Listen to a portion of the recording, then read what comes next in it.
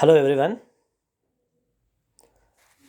In the last session, we discussed how to calculate median under continuous series of data. In this session, we are discussing how to calculate mode. So, what is mode? In theory part, already we discussed mode means highest to repetitive items, not highest to value, highest to repetitive item is called as a mode. For example, in a classroom, there are 100 students. I'll ask them how much marks you have got in your second PUC. They'll tell us, sir, I got 80%, 90%, like this. Each and every student are going to say. Out of 100 students, there are 45 students have told, I got 65%. See, there are 100 students. Out of that, 45 students are saying that 65%. Means, what is the meaning of it? 65% ತೊಗೊಂಡಿರೋರು 45 ಜನ class ರೂಮ್ನಲ್ಲಿದ್ದಾರೆ. ಅಂದರೆ highest time repetitive ಆಗಿರೋ value ಯಾವುದಪ್ಪ, marks ಯಾವುದಪ್ಪ ಅಂದರೆ 65%. So that will be called as mode. ಆ ಕ್ಲಾಸಲ್ಲಿ 100 ಜನ ಇದ್ದಾರೆ, 100 ಜನ ಯಾರೊಬ್ಬರು 98% ತೊಗೊಂಡಿದ್ದಾರೆ. 98% ಅಲ್ಲ mode.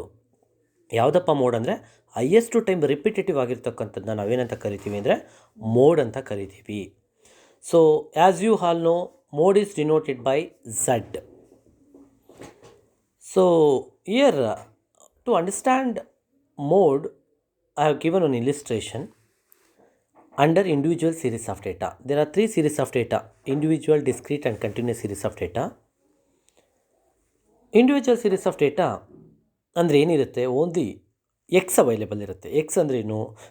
Marks, income, height, weight ಈ ಥರ ಅವೈಲೇಬಲ್ ಇರುತ್ತೆ ಅಂತ ಆಲ್ರೆಡಿ ನಾನು ಹೇಳಿದ್ದೀನಿ. ಮೀನು ಮೀಡಿಯನ್ ಎಲ್ಲ ಮಾಡಬೇಕಾದ್ರೆ ಹೇಳಿದ್ದೀನಿ.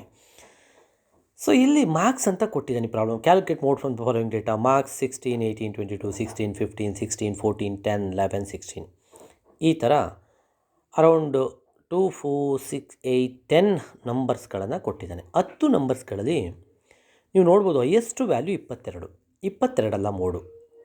Highest repetitive item is the mode. Highest repetitive item ಯಾವುದಪ್ಪ ಇಲ್ಲಿದೆ ಅಂದರೆ 16 ಇದೆ.